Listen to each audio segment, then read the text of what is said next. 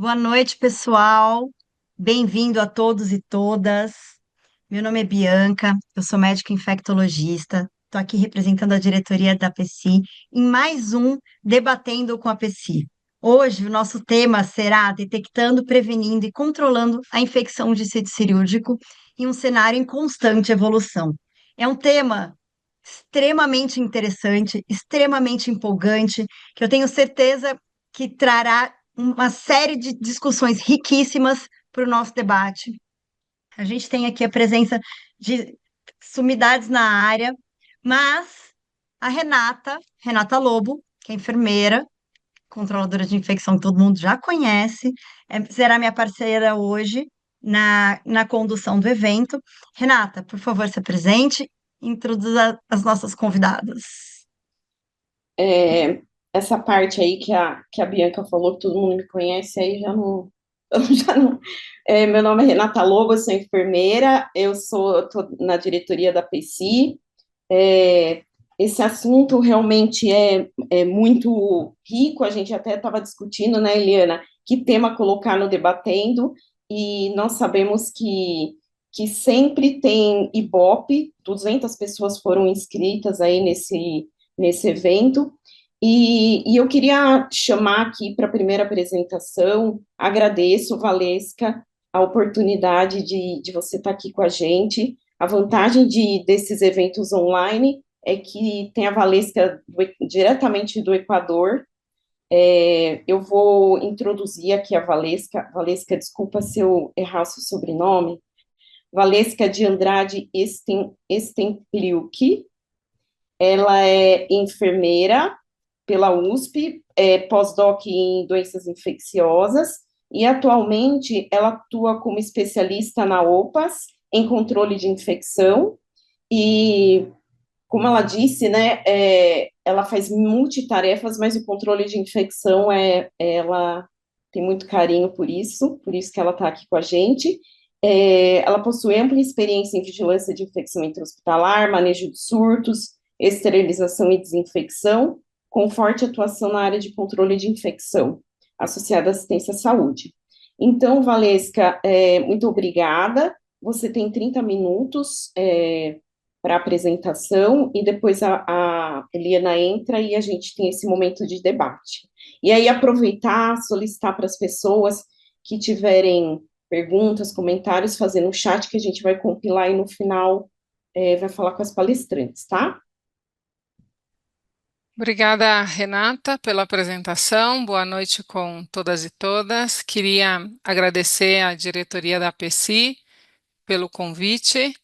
Para mim é sempre uma honra poder participar da, dessas discussões. Eliana, especialmente, que foi a pessoa que me fez chegar o convite. Muito obrigada. Então, começando a nossa discussão, eu vou discutir com vocês, o dia de hoje, alguns temas relacionados à prevenção de infecção de sítio cirúrgico. Maiormente, todas essas recomendações que eu vou discutir estão baseadas na guia que a OMS lançou há alguns anos sobre esse tema, e que eu vou deixar no final também para vocês como referência, além de outras referências. Bom, eu não tenho nenhum conflito de interesse relacionado a esse tema. Então, quando me chegou o convite, eu pensei em discutir com vocês dois aspectos que eu acho que são fundamentais em relação ao tema de prevenção de infecção de sítio cirúrgico. O primeiro é o problema que a gente tem. Por que que isso é relevante para o controle de infecção? E depois, quais são as soluções que a gente já conhece, que são baseadas em evidência científica, e quais são as interações que a gente tem que ter com outras áreas do hospital para que isso aconteça. A gente sabe, somos todos aqui controladores de infecção, que entre as recomendações que a gente dá e a execução delas nas áreas distintas do hospital, tem um longo caminho e é um pouco disso que eu vou discutir, qual é o nosso papel na implementação dessas recomendações. Bom, então, só alguns conceitos básicos para que todos tenhamos a mesma informação. A infecção do sítio cirúrgico, a gente sabe, ocorre após uma cirurgia, na parte do corpo onde ela foi feita. Pode envolver pele, pode envolver outros tecidos, pode ser de órgãos e espaços. Essas definições vão variar de país para país. No Brasil, a Anvisa é responsável pelas definições nacionais e todos os hospitais do país devem, então, seguir essas recomendações que são feitas pela Anvisa das definições que existem, né? É muito importante, é uma das infecções associadas à atenção de saúde mais prevalentes, de maior importância. É importante também que a gente reconheça que em países ou ambientes, melhor dizendo, de baixos recursos, a gente tem uma incidência dessas infecções 3 vezes maior do que em ambientes de altos recursos, e a gente diz aqui ambientes porque a gente sabe que num país do tamanho do Brasil, por exemplo, a gente tem uma realidade muito diversa. Então, é importante considerar que nem todos os lugares têm as mesmas condições e, portanto, de prevenção e, portanto, uma incidência diferente. O impacto é enorme para o paciente, para os familiares e para os sistemas e serviços de saúde, porque aumenta os custos pessoais e também financeiros, e, além disso, todos os recursos que se gastam são, em geral, muito maiores do que quando um paciente sai sem nenhum tipo de infecção. E, como eu já comentei, a gente já conhece várias medidas de prevenção dessas infecções e boas práticas em infecção de sítio cirúrgico. Algumas outras definições importantes: essa infecção, ela ocorre após a cirurgia na parte do corpo onde a cirurgia foi feita. A gente pode ter um paciente cirúrgico com outros tipos de infecção, mas aqui a gente está falando da cirurgia, da infecção na cirurgia, na parte do corpo da que a cirurgia foi feita. E é também importante considerar que ela pode ter várias apresentações. Você pode ter uma infecção de uma incisão pequenininha, ou com poucos sinais flogísticos, e também pode ter infecções muito mais claras e abundantes, como a gente vê nessas fotos.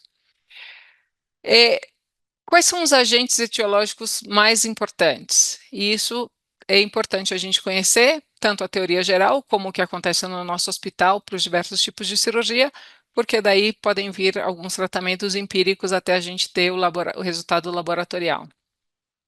Bom, a gente pode ter, e a principal fonte é a flora endógena: pele, trato gastrointestinal, respiratório, geniturinário, ou a flora exógena do paciente, do hospital, que geralmente tem a ver com o ambiente hospitalar, com os profissionais de saúde, com equipamentos e com artigos. Isso tem uma outra relevância, porque quando a gente começa a discutir as estratégias de prevenção, a gente vai se enfocar nesses dois aspectos: diminuir a colonização em alguns casos, que seria a flora endógena, e, principalmente, evitar a transmissão ou a colonização e a transmissão dessa flora endógena, exógena, desculpe, para o paciente, seja ela das mãos do profissional de saúde, de equipamentos mal esterilizados, artigos que não foram limpos ou ambiente que não está bem limpo. Então, esse é o racional que a gente vai seguir. Temos outros fatores de riscos que são, temos os fatores de riscos que são alguns intrínsecos ao paciente, e aí a gente pode ter, por exemplo, obesidade ou outras enfermidades de base que tem o paciente, que a gente pode controlar, mas muitas vezes a gente não pode eliminar. A gente tem fatores de riscos relacionados ao procedimento, e esse sim a gente pode minimizar, e a gente tem fatores de risco relacionados ao ambiente, que também, com as medidas de prevenção e controle de infecção, a gente pode minimizar, deixando então aquilo somente que é inevitável como um fator de risco para a infecção. Um pouco da epidemiologia, só para que a gente entenda também, não só a magnitude, mas porque é tão importante que a vigilância que a gente faz das infecções e de infecção de sítio cirúrgico, elas sejam específicas por procedimento, né? Então, esse é um dado da União Europeia de 21-22, É um dado que reflete 12 países, o dado está disponível na página do CDC europeu, e então a gente vê que a porcentagem de infecção de sítio cirúrgico em geral, independente da estratificação, é muito diferente, por exemplo, dependendo da via, né, da cirurgia de colestectomia, se ela é aberta, é, o dado agregado dos países é 4,2%, e se ela é laparoscópica é 1,7%. E se a gente está falando de uma laminectomia, a gente tem 0,7%, e uma cirurgia de cólon aberta, 9,6%. Isso só para estarmos atentos de que, quando a gente reporta isso, eu vou discutir lá no final, mas quando a gente reporta, é muito diferente a gente dizer para os cirurgiões ou para a equipe cirúrgica relacionada à cirurgia de cólon a sua taxa do que dizer a taxa de, por exemplo, uma equipe de neuro. Então, é importante estratificar e conhecer o que é esperado para cada tipo de cirurgia, porque a gente não pode colocar todo mundo junto e dizer a taxa de infecção de de infecção de sítio cirúrgico no hospital é 5%, porque isso significa muito pouco e aí as medidas não vão ser implementadas.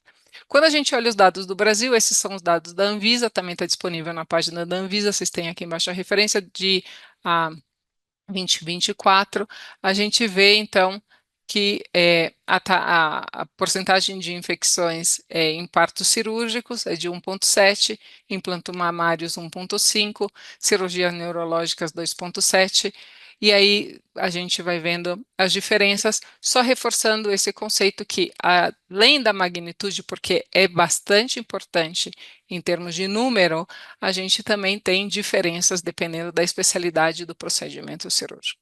Mas os números são relevantes, são importantes, e é por isso que a gente tem que implementar as medidas de prevenção e controle dessas infecções. Independente dos números, isso, claro, acarreta um custo, como eu já discuti com vocês. Não são muitos os estudos que a gente tem, principalmente na nossa região, sobre os custos de infecções em geral, né? Mas infecções de sítio cirúrgico, a gente tem alguns poucos estudos, e todos eles são unânimes em dizer que dobram a estância hospitalar entre 15, de 7 dias para 15 dias, dobro do custo, entre 13 a 49 dias extras de internação, e também custo, né? Um custo que depende do sistema de saúde, depende do hospital em que isso acontece, mas é um custo elevado de aproximadamente, por exemplo, aqui em cirurgia ortopédica, de $2.700. Então, por onde a gente olha, é uma infecção com um grande impacto para o paciente, para o sistema de saúde e para os familiares. Bom, com base em tudo isso, em 2018, a OMS reuniu um grupo de expertos para discutir, através da metodologia GRADE, algumas recomendações para prevenção de infecção de sítio cirúrgico. Essa também está disponível no site da OMS. E as medidas preventivas foram, então, divididas em pré-operatório, intraoperatório e pós-operatório, seguindo, então, aí o caminho, mais ou menos, que o paciente percorre dentro do hospital entre ser internado e sofrer o procedimento cirúrgico e o seu momento de alta. Então, eu vou discutir cada um desses momentos, mas só em termos gerais. No pré-operatório, a gente está falando da limpeza ambiental, do preparo do paciente e do processo de descontaminação e reutilização dos instrumentos cirúrgicos. No intraoperatório, profilaxia cirúrgica antibiótica, preparo do paciente, já na sala de cirurgia e na lista de verificação de cirurgias. E no pós-operatório, os curativos e cuidados com a incisão cirúrgica e a vigilância de sítio cirúrgico. Então, no pré-operatório, vocês vão me dizer, Valesca, mas a gente não vai lá limpar o centro cirúrgico. Bom, é verdade que o controlador de infecção não tem essa função, mas o controlador de infecção tem sim a função de trabalhar junto com o serviço de limpeza do ambiente, de limpeza ou saneamento, como vocês chamem, e determinar quais são as recomendações e o que tem que estar nesses protocolos, que é essencial para garantir um ambiente seguro para que a cirurgia ocorra. Então, a gente sabe que a contaminação do ambiente desempenha um papel fundamental e importante na transmissão dos micro-organismos. A gente recomenda, existe a recomendação de que que a sala de cirurgia seja limpa diariamente e que também é muito importante considerar a ventilação da sala cirúrgica, principalmente quando a gente tem ao redor obras, ou tem remodelação, ou tem algum tipo de produção de poeira ou aerossol que podem interferir dentro dessa ventilação ou dentro do ambiente cirúrgico. Mas também é muito importante que a gente considere que nem tudo dentro da sala cirúrgica tem o mesmo risco, não é verdade? Porque a parede, por exemplo, que está aqui atrás de azulzinho, para que uma bactéria que saia daqui chegue na incisão cirúrgica ou colonize o paciente, a gente tem um caminho longo e tem que ter uma mãozinha ou um profissional de saúde, nesse caso, somente profissionais de saúde, que levem até que ajudem a bactéria nesse caminho. Enquanto outras áreas, e principalmente outros aparelhos da sala de cirurgia, têm um contato direto com o paciente. Então, pensar e avaliar qual é a sua situação, como é a sua sala, qual é o procedimento e o que tem que ser limpo a cada paciente, a cada paciente se utilizado, a cada paciente, se você teve uma situação de contaminação maior ou no final do dia, e o que tem que ser limpo numa limpeza terminal somente, é muito importante, e isso sim é o papel do controlador de infecção, junto com o serviço de limpeza e junto com as pessoas do centro cirúrgico, para racionalizar os recursos, para racionalizar o tempo de sala, né, cirúrgica, mas principalmente para garantir a segurança do paciente e garantir esse ambiente seguro. Em relação ao preparo do paciente, esse é um outro grupo de profissionais que estão envolvidos, mas que também a gente tem que ter relacionamento técnico-científico com eles, no sentido de dar as melhores recomendações para a prevenção de sítio cirúrgico. Então, o banho do paciente é uma boa prática clínica, não, para a remoção da sujidade. Não é indiferente o uso de sabão ou sabonete comum ou com antimicrobiano para prevenção de sítio cirúrgico. Esse banho pode ser tomado no dia anterior ou no dia da cirurgia, mas é muito importante que não se retire os pelos. Eu sei que essa é uma recomendação muito antiga, que as evidências têm muitos anos, mas a gente ainda vê situações em que os pelos são retirados no momento desse banho, que é um momento que, em geral, ocorre a mais de 3 horas do momento da incisão. Então, se os pelos têm que ser retirados, essa tricotomia tem que ser feita o mais próximo possível da incisão e na menor área possível. E isso é parte da recomendação que o controle de infecção tem que dar para as equipes cirúrgicas, para as equipes de enfermagem e para o centro cirúrgico também. Durante a visita pré-operatória é muito importante que se avalie os fatores de risco intrínsecos do paciente, como diabetes, enfermidades imunossupressoras, desnutrição, e conhecer se o tipo de cirurgia tem algum tipo de prevenção ou estratégia específica. Por exemplo, se o paciente vai ser submetido a uma cirurgia cardíaca ortopédica, pode ser considerado verificar ou revisar o estado de colonização desse paciente para Staphylo aureus e, se é um paciente colonizado por Staphylo aureus, considerar o uso de mupirocina. Então, todas essas recomendações, elas têm que ser feitas em conjunto pela equipe cirúrgica, controle de infecção, equipe de enfermagem, centro cirúrgico, para que o paciente possa estar protegido e a gente possa prevenir as infecções. Outra estratégia específica é para a cirurgia coloretal, tem recomendações específicas de uso de antibiótico oral e preparo do cólon em conjunto, mostrando bons resultados. Então, essas recomendações, além de estar nas diretrizes, como eu falei, tem que estar no protocolo de cada um dos hospitais. Outra área que não é responsabilidade direta do controle de infecção, mas que o controle de infecção tem que conhecer e tem que apoiar e tem que trabalhar em conjunto para garantir que o processo se dê de maneira contento, né, segura, é a área de descontaminação e reutilização de instrumentos cirúrgicos. Eu sei que traduzido para o português, esse título é um pouco estranho, é a nossa central de esterilização, e aqui se chama de descontaminação a limpeza do instrumental cirúrgico.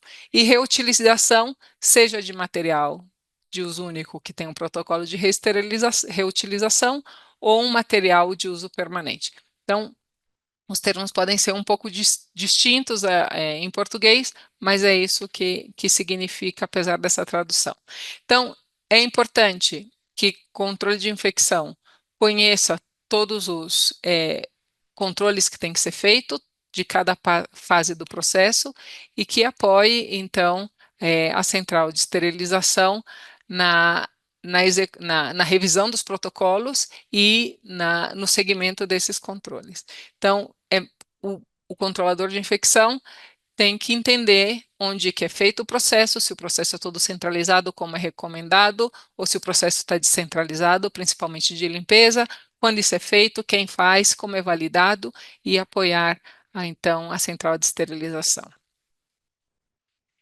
E, de maneira ideal, o controlador de infecção, que está a cargo da central de esterilização, deveria conhecer cada um desses quadradinhos e retângulos e hexágonos que a gente tem aqui em relação ao que passa, o que acontece quando o material é reprovado dentro da central de esterilização, para onde vai, como vai, se é reprocessado, se não é reprocessado, e quando o paciente realmente correu um risco para alertar também a equipe cirúrgica e poder fazer um segmento mais próximo desse paciente. Já no intraoperatório, a primeira recomendação para prevenção de infecção de sítio cirúrgico é que se siga a lista de verificação de cirurgia segura da OMS. A gente conhece, a gente sabe que a lista não diz somente sobre prevenção de infecção de sítio cirúrgico, tem outros aspectos relacionados à segurança do paciente que estão nessa lista, mas tem aspectos importantes, como, por exemplo, a profilaxia antimicrobiana, que é relacionada que tem a finalidade de prevenir infecção de sítio cirúrgico, que está nessa lista. Então, essa é uma recomendação importante, que os hospitais implementem, porque sim, diminui, então, o número de eventos adversos relacionados à cirurgia. Em relação ao preparo cirúrgico, que se refere ao tratamento da pele intacta, não, do paciente dentro da sala de cirurgia, a recomendação é que se use uma solução à base de álcool e clorexidina. Se a pele está suja, se o paciente não pode tomar banho, se é um paciente que vem da rua por qualquer motivo que seja, pode fazer também a degermação e depois a antisepsia com solução alcoólica. É claro que vocês sabem que a clorexidina tem algumas restrições, principalmente em relação à toxicidade ototóxica, desculpem, e que tem que ser considerado que depende da área do corpo. Algumas vezes tem uma contraindicação ao uso de clorexidina, mas de maneira geral, a clorexidina é o antisséptico recomendado para a antisepsia cirúrgica. Preparo das mãos cirúrgicas, também isso não é que o controlador de infecção vai ficar ali do lado da área onde se faz o preparo, mas a recomendação tem que estar e tem que estar feita em consenso pelo controle de infecção e pelo centro cirúrgico, e além disso, o controlador de infecção pode apoiar aí nessa solicitação que às vezes acontece para ter um produto adequado para o preparo das mãos da equipe cirúrgica. Então, esse preparo das mãos pode ser feito com solução à base de álcool e clorexidina ou com água e sabão antimicrobiano, que também tem a mesma eficácia. E a técnica vocês já conhecem, já foi bem descrita também pela OMS. A profilaxia antibiótica cirúrgica é uma das medidas de prevenção que tem uma eficácia altíssima, mas também tem aí algumas recomendações que a gente tem que apoiar principalmente a equipe de anestesia, na maioria dos casos, para que possam ser cumpridas, porque o tempo entre a profilaxia e a incisão é um tempo que tem que ser respeitado. Então, é importante que se discuta com o centro cirúrgico, anestesia, como melhor se pode implementar esta recomendação. Então, se recomenda para a maioria dos procedimentos, esse tempo tem que ser dentro de 120 minutos. Tem algumas diferenças dependendo da cirurgia. Para cesárea, por exemplo, é um pouco depois. E muito importante que essa profilaxia não se estenda depois da cirurgia, e aí, novamente, é uma discussão do protocolo de suspensão do uso desse antimicrobiano depois da cirurgia. E todo mundo que está envolvido tanto na prescrição como na administração tem que fazer parte da discussão desse protocolo. É diferente, pode ser diferente para o tipo de cirurgia, e então requer uma discussão com diversas equipes cirúrgicas e áreas do hospital.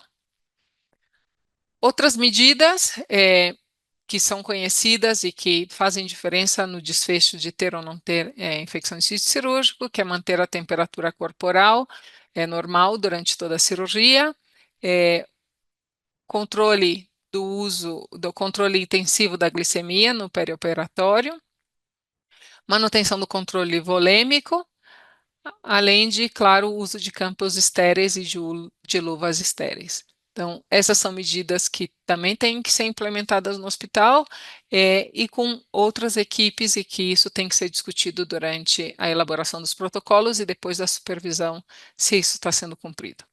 Bom, já no pós-operatório, são basicamente duas medidas. A primeira é em relação ao uso de curativos.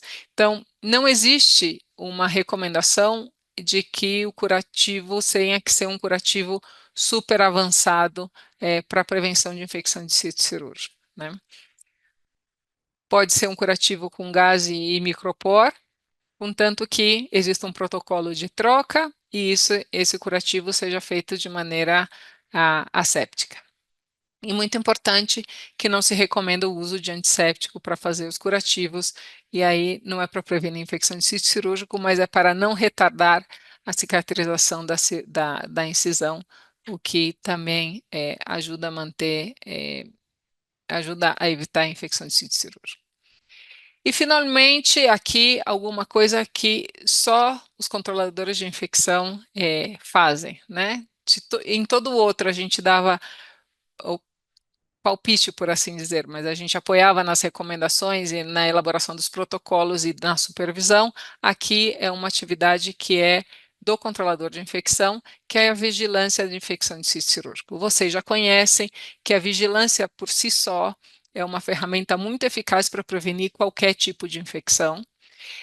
E infecção de sítio cirúrgico isso não é diferente. Mas é muito importante que essa informação seja retornada às partes interessadas, né? Então, a gente tem que fazer a vigilância de colestectomia e dar esta informação à equipe cirúrgica que faz colestectomia. A gente faz uma vigilância de infecção de sítio cirúrgico de cesárea e dá essa informação às equipes que fazem cesárea no nosso hospital. E isso sim tem a vantagem, né, de sensibilizar a esses profissionais, que são os que vão aderir ou não aos protocolos que elaboramos para prevenir as infecções. Então, é muito importante que a gente monitore as taxas de infecção e os fatores de risco e, como eu disse, dê o resultado para as equipes que atendem ao paciente. Equipe cirúrgica, a equipe de enfermagem, a equipe do centro cirúrgico e a equipe da central de esterilização.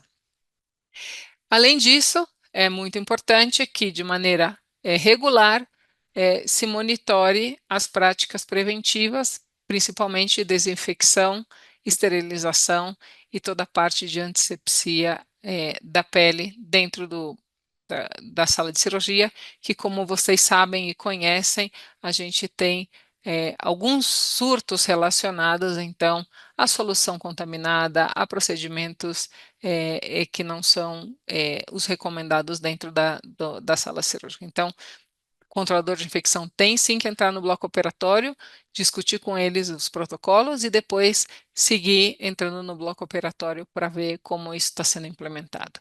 Bom, esse é meu último slide. Eu deixo aqui para vocês as recomendações, os links das recomendações, vocês vão ter acesso à aula e fico aqui atenta às perguntas e aos comentários. Muito obrigada pela oportunidade. Muito obrigada, Valesca. Acho que excelentes pontos trazidos. Você citou na sua apresentação várias questões que são dúvidas do dia a dia, que o controlador de infecção lida frente às equipes assistenciais, e acho que uma das suas últimas falas que eu acho que vale a pena reforçar é que a gente precisa de fato dar o feedback das vigilâncias e dos índices que a gente acompanha com tanto afinco para as equipes que estão lá na ponta, né? Mas a gente vai ter oportunidade de debater e discutir isso daqui a pouquinho, logo após a apresentação da Eliane. Mais uma vez eu te agradeço, Valesca, por estar aqui conosco e chamo a Eliane Molina. Se o sobrenome da Valesca é difícil, o último da Eli eu sempre me enrolo. E Eliane Molini, Saltikids. E é, Saltikids. Salt Kids. Pronto, Pronto, é Salt pronto. Kids. Tá fofo. Pronto, Eli. Pronto. Não, Eu vou obrigada. pedir Eliane, agora para o Randolph me ajudar aqui no compartilhamento, porque eu sempre me embanando. Eu vou lá em Screen, né? Screen Share. E Eli, agora. deixa eu só fazer a sua apresentação oficial. Ah, carece? Todo mundo já te conhece, mas deixa eu seguir o protocolo, vai? Tá bom, Né? pode. Eliane Molina, enfermeira graduada pela Unifesp, Escola Paulista de Medicina, com mestrado em saúde do adulto pela Escola de Enfermagem da USP, doutorado em clínica médica pela Faculdade de Ciências Médicas da Unicamp. A Eli é membro da diretoria. Eli, já estou íntima, né? Afinal de contas, a gente Não, é compartilha aí lógico que a é. diretoria da APECI já a Eliane faz parte da diretoria da APECI nas gestões de 2020, de 2020 a 2023 e agora na de 2023 a 2026. Ela também é pesquisadora do grupo de pesquisa interdisciplinar em infecções relacionadas à assistência à saúde da Faculdade de Enfermagem da Unicamp. E é sempre um prazer ouvir você falar, Eli, por favor. Imagina, eu que agradeço e quero agradecer a oportunidade de estar discutindo esse tema e ter aí a companhia da Valesca, que é uma honra, né? É uma honra. Bom, então a mim coube falar sobre a adesão aos bundles de prevenção de infecção de sítio cirúrgico. Então vamos lá. Vocês estão vendo minha tela direitinho? Sim, Sim. Sem problema, som, tudo Tá certo, ótimo, né? tá ótimo. Gente, qualquer coisa vocês me avisam, ok? Tranquilo? Então, não tenho conflito de interesse com esse tema. Eventualmente, eu sou palestrante remunerada em eventos, mas nada que gere conflito de interesse. Também não utilizei nenhuma ferramenta de inteligência artificial na elaboração nem do conteúdo, nem dos slides dessa apresentação. Nós temos muitas evidências na literatura de que as medidas preventivas de infecção de sítio cirúrgico, organizadas em bundles, são mais efetivas. Nós temos essas evidências. Então, por exemplo, aqui nós temos um estudo de 2021, que é uma revisão sistemática e meta-análise, envolvendo cirurgias de várias especialidades, que avaliou a implementação de bundles na redução de infecção de sítio cirúrgico e de mortalidade em países de baixa e média renda. E, inclusive, tem um estudo brasileiro aqui no rol dos estudos incluídos nessa meta-análise. Esse também é um estudo envolvendo várias especialidades cirúrgicas, feito na Irlanda, publicado em 24, também avaliando a importância dos bundles de medidas de prevenção de sítio cirúrgico. Avaliando os bundles por especialidade, tem também muita literatura disponível. Essa daqui é uma publicada em 21, nos Estados Unidos, feita nos Estados Unidos, que é uma revisão sistemática de implementação de bundle em cirurgia de neuro. Essa outra aqui é para cirurgia ortopédica, feito na Itália, uma revisão sistemática também, de 21. específico para cirurgia de quadril. E aqui dois estudos recentes sobre infecção coloretal. Essa publicação é americana, um estudo de corte retrospectiva, mas com um N bem significativo, né? Um N bom de 526 pacientes. E esse é um estudo, abaixo aqui, é um estudo multicêntrico, feito na Espanha, para também infecção coloretal. Então, a gente já sabe que os bundles funcionam. Aí a gente se pergunta, como é que isso está em nossos hospitais? Será que no nosso hospital as medidas de prevenção estão descritas em bundles ou em protocolos separados, implementados em protocolos independentes? A gente tem bundle específico, adaptado segundo a especialidade cirúrgica, um bundle para coloretal, um bundle para neuro, um bundle para ortopedia? As equipes realmente conhecem e aplicam esses bundles? Ocorrem auditorias rotineiras da taxa de adesão ao bundle? E isso é feito para todos os componentes desse bundle? Qual é a taxa de adesão geral ao bundle no seu hospital e qual a taxa de adesão por componente? E vocês fazem rotineiramente feedback das taxas de incidência de infecção de sítio cirúrgico aos cirurgiões, a equipes cirúrgicas e inclusive equipe de enfermagem do centro cirúrgico? E o feedback das taxas de adesão, vocês fazem também? Eu sei que muitos de vocês, assim como nós, falamos não para algumas dessas perguntas, ou talvez para várias delas. E a gente fica se perguntando, por que a gente ainda não conseguiu fazer isso? A gente sabe que tem que fazer isso. Mas por que a gente ainda não conseguiu? Sabe por quê, gente? Porque não é fácil. Não é fácil fazer isso. E a gente não está sozinho nesse desafio. Então, aqui alguns estudos que eu vou trazer falando sobre esses desafios. Então, por exemplo, esse daqui é um estudo espanhol muito legal, que eu sugiro vocês consultarem, é de 2020. Eles fizeram uma pesquisa online a membros de 11 associações de enfermeiros de centro cirúrgico e de cirurgiões da Espanha, e tiveram 1.105 respondentes, e vejam só, 50% desses respondentes disseram que não recebem feedback das taxas de infecção de sítio cirúrgico no seu hospital. E aí os autores, eles discutem várias lacunas na implementação das evidências científicas para a prática de prevenção de infecção de sítio cirúrgico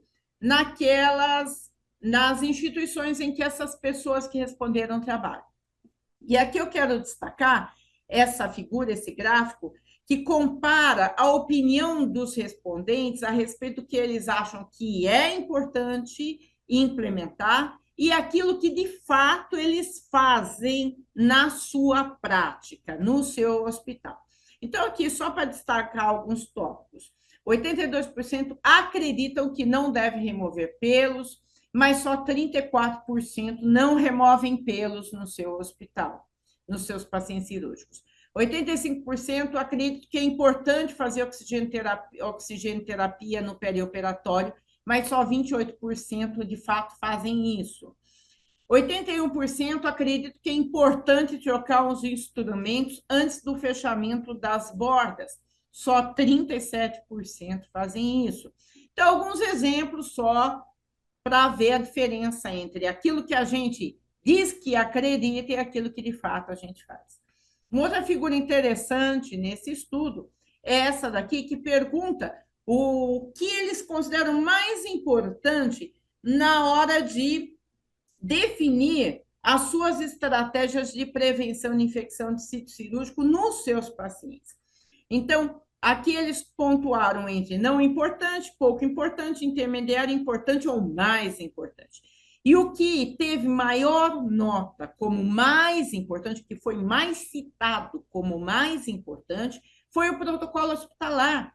Muito mais do que os guidelines nacionais e internacionais, as pessoas querem ter um protocolo que as ajude a implementar as medidas de prevenção na sua prática. Outra figura interessante desse artigo é esse em que pedia para que os respondentes dessem uma nota de 0 a 3 nos fatores que influenciavam a correta implementação da antibiótico profilaxia. 0, menos importante, e o 3, mais importante. E o item que teve maior nota como o mais impactante é um protocolo hospitalar com falha. Então, se não tinha um protocolo hospitalar, isso dificultava muito a implementação da antibiótico profilaxia na sua instituição. Ainda nessa questão, nesse estudo, eles tinham aqui uma abordagem sobre que melhorias seriam necessárias para favorecer essa implementação das medidas dos bundles de prevenção de sítio cirúrgico. E aqui eu vou pontuar só algumas que têm um impacto bastante importante para a prevenção de infecção de sítio cirúrgico e que tiveram um percentual de necessidade de implementação, ou seja, as pessoas relatavam que isso não estava implementado no seu hospital, e dentre elas, material educativo para o seu hospital, para o seu centro cirúrgico, sobre os bundles. 78% disseram que não estava implementado no seu hospital. Um programa específico educativo no seu hospital, 79%. Um coordenador do bundle, do programa de prevenção de infecção de sítio cirúrgico, especialista em infecção de sítio cirúrgico, 73% não tinha isso, e feedback de forma específica, 71% não tinha isso. Então, realmente é um desafio que esse estudo espanhol trouxe para a gente. Esse é um outro estudo bacana de 2025, feito na Itália. É um acompanhamento de 10 anos sobre a implementação de bundle de infecção de sítio cirúrgico num hospital. Eles acompanharam 41 mil procedimentos nesses 10 anos, sendo que conformidade total ao bundle, eles só conseguiram, no cômputo total, de 54%. E aqui tem a curva, as curvas várias, por componente do bundle e adesão completa. Vejam só que a adesão completa no último ano de acompanhamento, aqui citado nesse estudo, que foi em 2021, foi de apenas 67%. Então, se você observar aqui, alguns itens tiveram, ou mesmo que você olhar até esses aqui próximo de 80%, 85%, individualmente, por componente, teve uma taxa de adesão legal, principalmente os itens referentes à antibiótico profilaxia. Mas havia falhas. Então, quando você analisa a adesão completa, somente 67% tiveram adesão completa. E os autores analisaram que fatores que impactavam negativamente para a adesão ao bundle. E eles viram que o paciente ter idade avançada impactava negativamente a adesão ao bundle, procedimentos mais longos, maior tempo de internação pré-operatória e técnicas de cirurgia abertas. E eles refletem o seguinte: esses fatores que impactavam negativamente a adesão ao bundle são justamente os fatores de risco para a ocorrência de infecção de sítio cirúrgico, e por isso deveria ser enfrentado, né? Essa análise aqui, que eu estou trazendo, que é um estudo americano de 2024, se trata de uma pesquisa realizada em 93 hospitais, de um grupo de pesquisa do SHARE, e desses 90 e tantos hospitais, 49 responderam, e eles discutiam a implementação de bundle para prevenção de infecção em sítio cirúrgico em cirurgia coloretal nesses hospitais, e eram hospitais que tinham uma média de realização de procedimentos assim, alta, né? Um número de procedimentos alto. Aqui. Enfim, isso. E o que eles encontraram, né? Quais os hospitais que tinham implementado estas medidas de prevenção?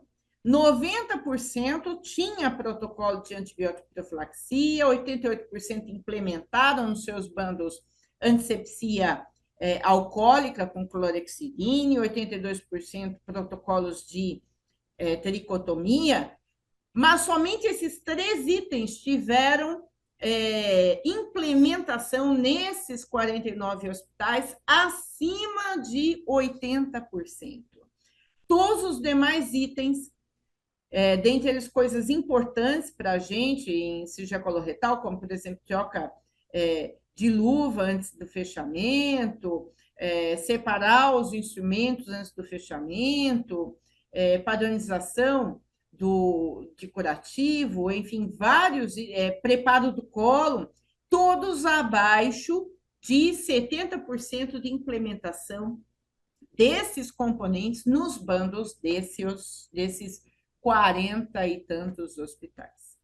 E uma coisa que eles discutiram foi que havia auditoria formal sobre adesão a antibiótico profilaxia nesses hospitais em 41% deles, em 71% deles. De antisepsia, somente 51% dizia ter auditoria formal da adesão do protocolo de antisepsia, e para os demais itens, muito menos que 50%. O feedback da auditoria feita aos cirurgiões só acontecia em menos de 50%. E essa tabela aqui é bem interessante, porque eles discutem aqui que barreiras esses hospitais enfrentaram para a implementação do bundle. Que barreiras dessas foram mitigadas de forma adequada ao longo da implementação e que barreiras dessas persistiam mesmo após a implementação. Então, vejam só, 35 dos 35% aqui está em N, 35 dos hospitais diziam que havia baixa adesão dos médicos a todos os bundles, a todos os elementos do bundle. 24 havia baixo conhecimento dos profissionais a respeito dos elementos, dos componentes do bundle. 31 enfrentavam ceticismo dos profissionais a respeito da efetividade desses componentes do bundle. 30 diziam que a adesão era inadequada com relação à auditoria e ao feedback dos resultados desse bundle, e 37 diziam que viviam numa cultura institucional resistente à mudança que dificultava a implementação do bundle. Então, frente a isso, sabendo que os hospitais enfrentam essas dificuldades todas para implementar o bundle, a gente precisa lançar mão de outras questões, não só da área de prevenção de infecção, mas outras ciências. E o que pode nos ajudar é o conhecimento sobre a tradução do conhecimento. O que é isso? Aquilo que é evidência, aquilo que é um conhecimento já instituído e sólido no meio acadêmico, tem que ir para a prática. Essa tradução do conhecimento tem que chegar lá na ponta. E existe também a ciência da implementação, que são métodos para você buscar instituir, de fato, uma nova rotina, um novo protocolo, um bundle. Porque a implementação de qualquer protocolo, de qualquer rotina, na verdade, é uma caixa preta, e a gente precisa abrir essa caixa preta. Como é que, das evidências científicas, eu chego aos resultados que eu quero lá na minha instituição? Então, essas pesquisas de implementação, elas dão para o profissional um modelo teórico que ele pode, inclusive, adaptar ao seu contexto, é um roteiro, é uma diretriz de como fazer uma implementação, e ele vai adaptar isso para o seu contexto e também de acordo com o protocolo que ele vai implementar.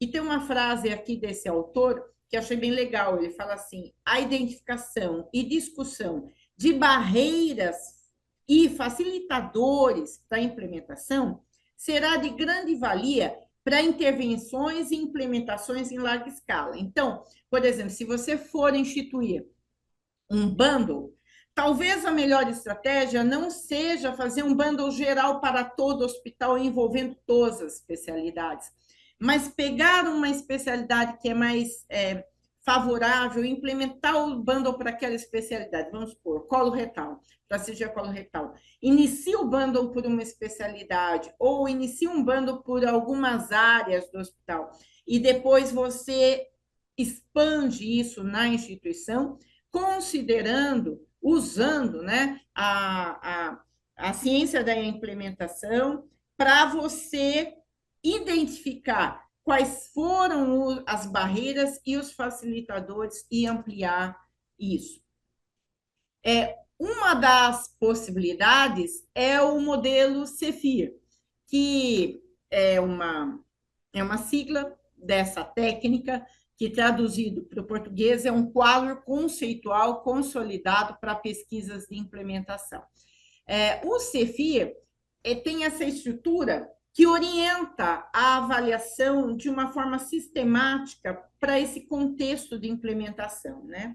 Então, ele identifica os fatores que podem influenciar, que podem dificultar ou favorecer a implementação de forma eficaz.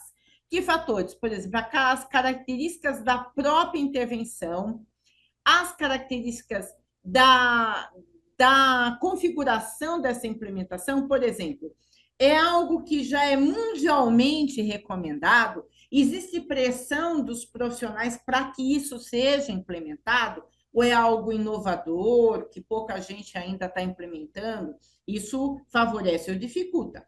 As configurações externas à própria intervenção, à própria implementação, por exemplo, as características do seu serviço, como é a cultura e o clima para essa implementação, está favorável, desfavorável, quais as dificuldades, como é a característica dos indivíduos envolvidos nessa implementação, tanto os profissionais quanto a equipe de administrativa que vai apoiar e, às vezes, até financiar melhorias e recursos para essa implementação. E, especificamente, o processo da implementação, como é que vai ser?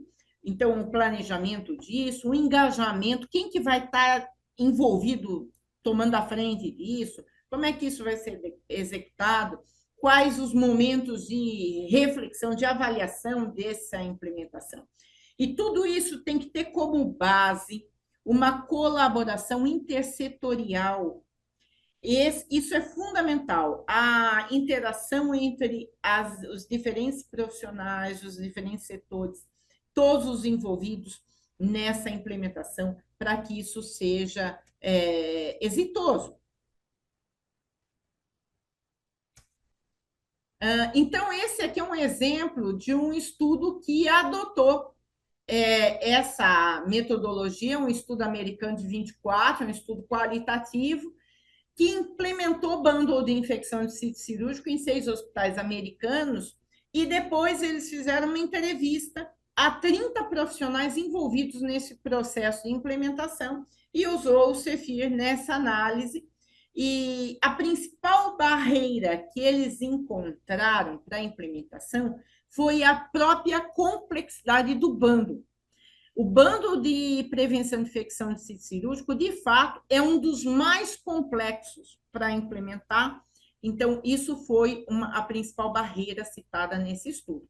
E eles discutem a necessidade de estabelecer múltiplas estratégias que você vai variar de acordo com o contexto e até com o clima institucional no seu serviço. E um fator que eles viram que foi um grande facilitador foi a colaboração interprofissional desde o início, desde do planejamento e de forma sustentada ao longo de toda a implementação e o pós-implementação. Então, uma coisa que eu achei interessante aqui que eles colocam nesse estudo como é um estudo qualitativo, eles analisam discursos, né? Esse quadro aqui em que eles trazem várias falas dos entrevistados. E uma dessas falas me chamou a atenção, dessa enfermeira, essa última aqui, que fala assim: esse fluxograma, para mim, foi uma dádiva. Ele fornece instruções exatas do tipo, você faz isso, isso e isso. Enquanto que antes você tinha que pensar, nossa, e agora? O que eu faço se for isso versus isso?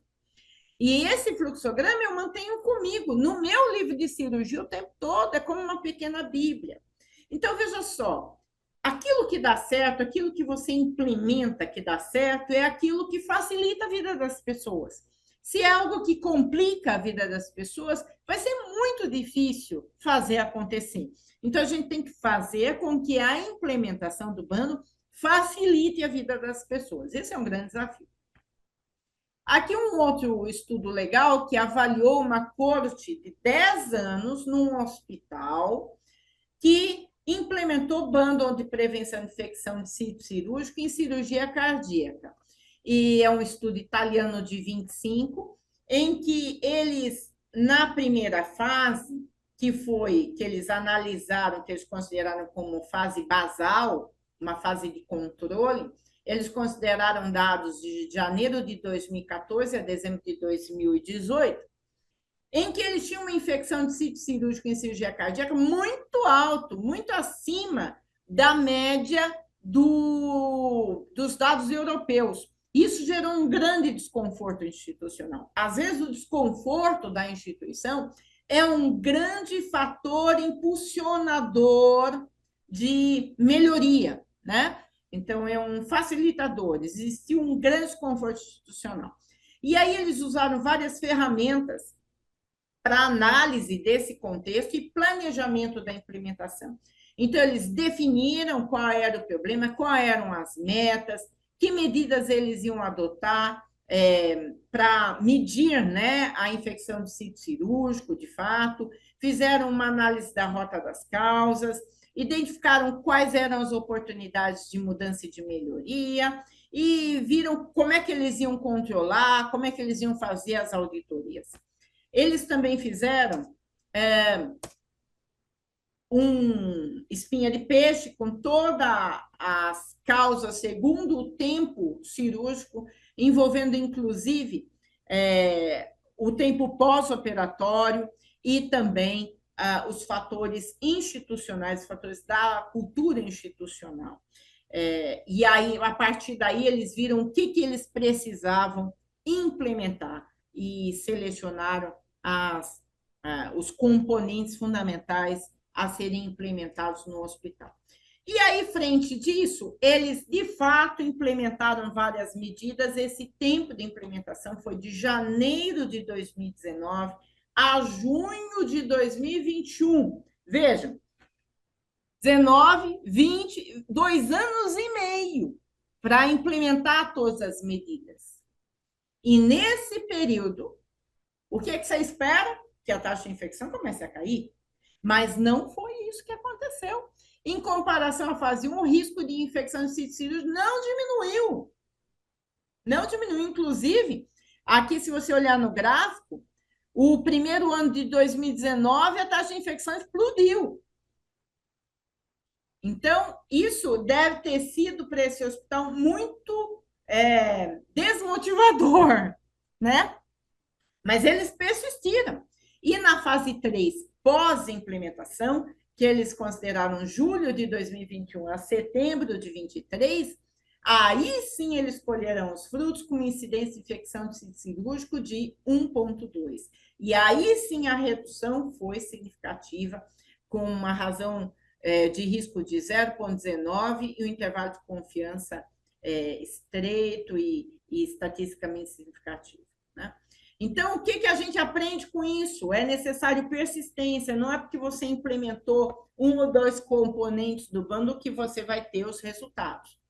Esse é um outro estudo legal que traz alguns pontos chaves. Então, aqui no caso, é uma revisão sistemática de implementação de bundle de prevenção de infecção cirúrgica em ortopedia.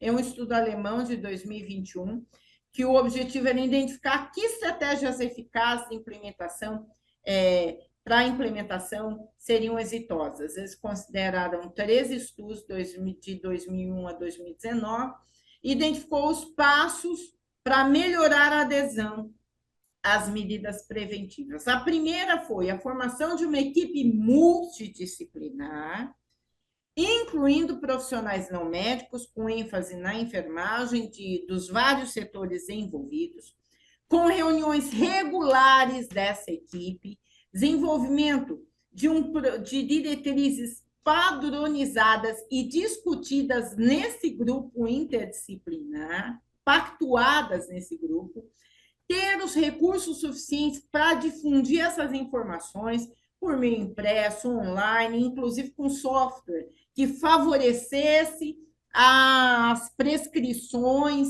e os planos de cuidados, com palestras e treinamentos presenciais, medidas interativas e feedback e auditorias regulares. Foram os passos chaves que esses autores colocaram. E nessa linha também, esse outro estudo aqui alemão, australiano, de 25, que propôs para a construção e para a implementação de um bundle como fundamental, minimamente, garantir diretrizes e políticas hospitalares, ou seja, protocolos hospitalares atualizados com base nas melhores evidências e contextualizado a sua realidade. Promover uma cultura colaborativa em equipe interdisciplinar com todos os que se relacionam a essa medida preventiva, médicos, enfermeiros, farmacêuticos e profissionais de afins, por exemplo, a Valesca falou, o serviço de higiene é fundamental também, e outros serviços correlacionados. Incentivar o envolvimento do paciente ou do cuidador em decisões compartilhadas, que são intervenções centradas no paciente. Implementar um mecanismo de auditoria e de feedback sobre as vigilâncias de infecção. Então, são pontos chaves que também esse artigo nos traz. Para saber mais, tem aí a monografia de prevenção de infecção de sítio cirúrgico, da PECI, de 24, a monografia de limpeza, desinfecção e esterilização de prosperidade de 21, enfim, temos recursos além dos guidelines e como da Organização Mundial de Saúde, que a Valesca citou. Enfim, tem muito material para subsidiar vocês nessa implementação. E aqui eu encerro a minha fala agradecendo e colocando meu contato aqui à disposição. Muito obrigada. Parabéns, Eliana, maravilhoso. Tem N perguntas aqui. Ai, meu Deus. Só as fáceis, as difíceis não, a gente pede para a Bianca responder, né, Valesca? Eu achei muito interessante. Uma pessoa falou assim, a Júlia, falou assim, fiz uma pergunta e a resposta é praticamente a aula da Eliana. Então, ela fez já antes e aí você já foi respondendo para ela. Bianca, vamos fazendo, vamos combinando, assim, juntando, eu anotei umas perguntas aqui. Valesca, e você falou a minha parte aqui, que eu bato muito nessa questão, que vamos dar importância ao que deve dar importância na limpeza ambiental? Sala cirúrgica é gigante. Se a gente for dar a mesma importância para a parede e para uma mesa cirúrgica ou um monitor, aí não dá. Então, essa parte que você falou é o que eu batalho muito e convenci a equipe lá, e a gente conseguiu reduzir giro de sala, porque isso tudo tem a ver, né? Limpar com qualidade, diminuir giro de sala, mais economia, mais dinheiro para o hospital também, né? É tudo um ciclo ali, e a equipe fica, sabe o que está fazendo? Ó, preciso limpar aqui, porque essa área é mais tocada, e não ser uma coisa tão mecânica. Perguntaram sobre tricotomia. Qual seria o melhor lugar para fazer a tricotomia? Dentro, assim, antes de ir para a cirurgia ou, ou na sala, ou lá já no centro cirúrgico? Bom, o melhor lugar vai depender do seu processo e do seu serviço de saúde. Se você tem um tempo, o importante para a tricotomia é que seja feita na menor área possível, sendo necessária, claro, se não é necessário, não vamos fazer, na menor área possível e próximo do momento de início da cirurgia. Porque, e também com o clipping, né? A gente não passa o gilete na pele das pessoas, porque isso causa fissuras, e aí você tem uma porta de entrada para os micro-organismos que colonizam a própria pele. E então, se você tem um serviço que o paciente sai diretamente do quarto da enfermaria e diretamente vai para o centro cirúrgico e já entra na sala e começa a cirurgia, e esse tempo é curto, você pode ter um protocolo que diga que isso vai ser feito dentro na enfermaria ou no quarto.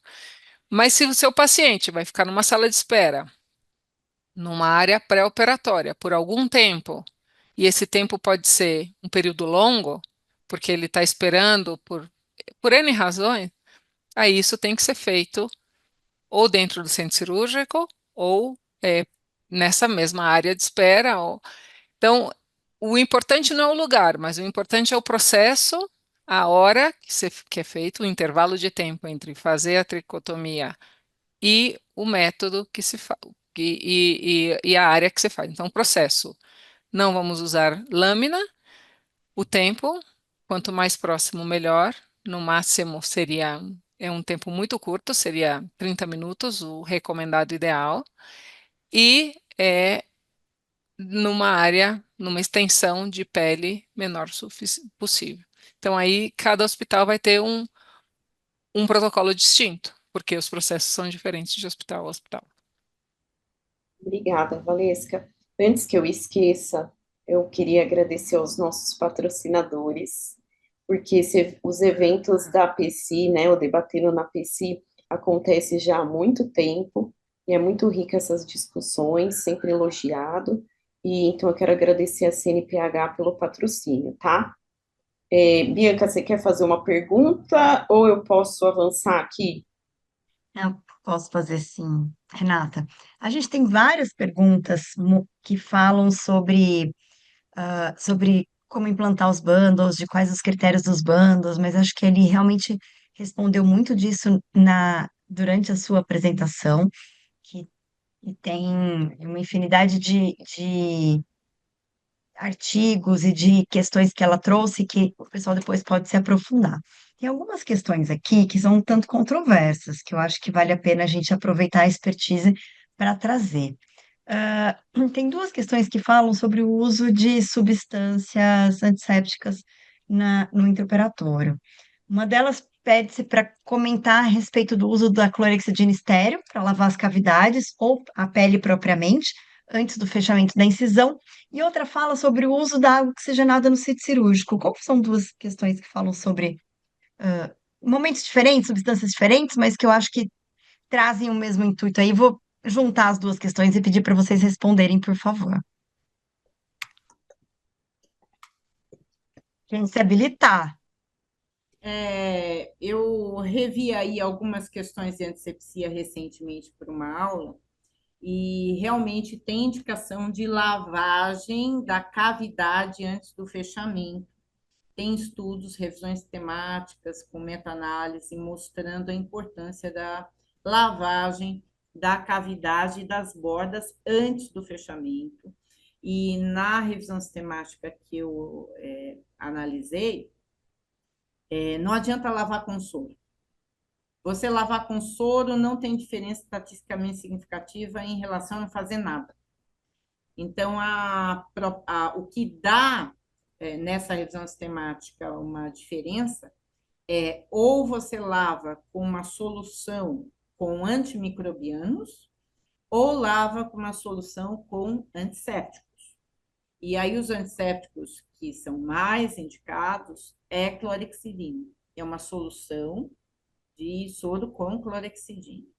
Entre antibióticos e antissépticos, a maior vantagem em termos de risco-benefício é usar antissépticos e não antibióticos, porque você tem um risco de resistência microbiana muito maior para antibióticos.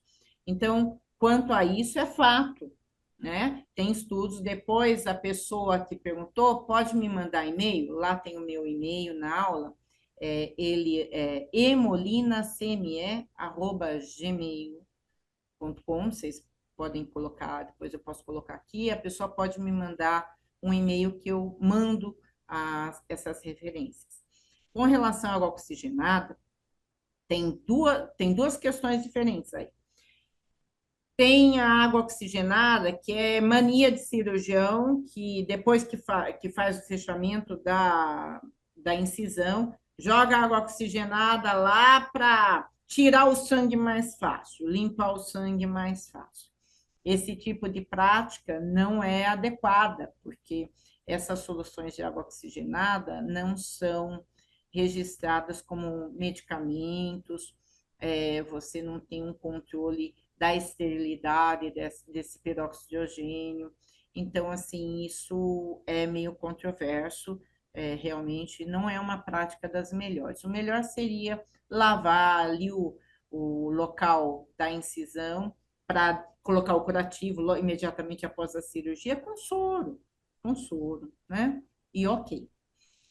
Agora, existe sim recomendações de uso de peróxido de hidrogênio a 3%, como uma das etapas da antisepsia do sítio cirúrgico, para locais contaminados com Propionibacterium acnes. Tem várias literaturas mostrando que pode ser algo que reduz o risco de infecção por esse anaeróbio, então, em cirurgia de ombros, de coluna, existe até a orientação de usar benzoato de benzila 3 dias antes. Então, os ortopedistas têm usado sim. E depois da degermação do local cirúrgico, aplicar peróxido de hidrogênio 3%, e depois disso, remove e aí aplica a solução alcoólica. A pessoa que perguntou isso, se quiser também me manda um e-mail que eu mando esses estudos. Então, se um ortopedista lá pedir água oxigenada para fazer isso, ele não está tão louco, não. Não está fora da casinha, não. Tem recomendação para isso, por conta desse específico agente etiológico, que é o Cutibacterium acnes, que é o novo nome do Propionibacterium acnes, né?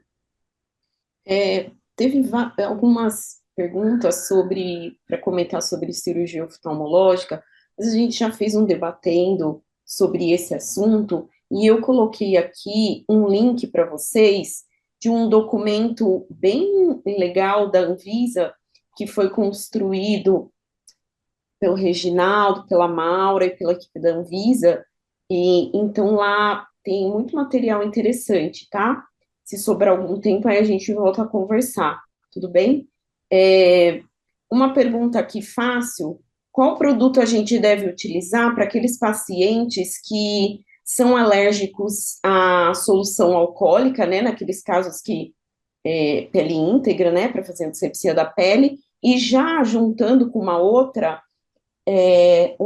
questão que falaram que tem alguns cirurgiões que são resistentes a fazer a degermação prévia da pele. o que que vocês orientam? Se tem mesmo que fazer a degermação para depois fazer a antisepsia ou não, tá? Então, são duas questões aí sobre cuidado com a pele. É, a primeira pergunta é sobre antisepsia da Qual pele somente com qualquer solução alcoólica. A pessoa é quando o alérgica paciente é alérgico, o que que eu faço quando ele é a alérgico álcool, não ao antisséptico. ao álcool? Pode ser PVPI alcoólico ou clorexidina alcoólica, o que que eu faço? Aí a gente não tem opção, né? Bom, você pode fazer a degermação e usar uma solução aquosa, Exato, como a aquela, gente usa em mucosa, né? exato, O tempo de secagem vai ser um pouco maior, mas o princípio ativo vai estar lá e vai ter o seu efeito residual. Então, importante a degermação, né? Ainda mais. exato. Aí, mais importante seria a degermação.